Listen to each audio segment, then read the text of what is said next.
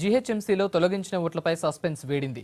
Greater పరిధిలో తీసేసిన ఓట్లపై కొనసాగుతున్న హై డ్రామాకు ఫుల్ స్టాప్ పెట్టింది హైకోర్టు.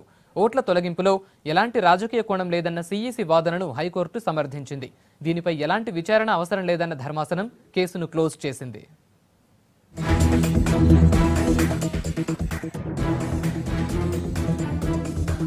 గ్రేటర్ పరిధిలో ఓట్ల తొలగింపు వివాదానికి ఫుల్ స్టాప్ పెట్టింది హైకోర్టు ధర్మాసనం. పిటిషనర్ చెబుతున్నట్లుగా 7,90,000 ఓట్లను తొలగించేది లేదని హైకోర్టు ధర్మాసనానికి నివేదిక ఇచ్చింది ఎలక్షన్ కమిషన్. చనిపోయిన వాళ్లు, సంబంధిత అడ్రస్లలో లేని వాళ్ల ఓట్లు 6,30,000 తొలగించామని స్పష్టం చేసింది.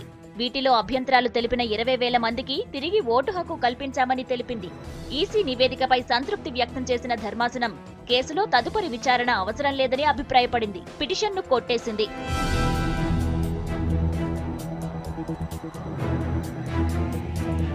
జీహెచ్ఎంసీ పరిధిలో 7,90,000 ఓట్లను అక్రమంగా తొలగించారంటూ గత నెల 24న greater Hyderabad Congress OBC cell chairman Nagesh హైకోర్టులో పిటిషన్ దాఖలు చేశారు.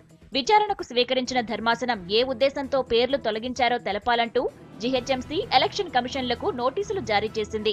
ఈ నెల 15న జరిగిన విచారణ సందర్భంగా కోర్టుకు సమగ్ర నివేదిక అందించింది ఎలక్షన్ కమిషన్.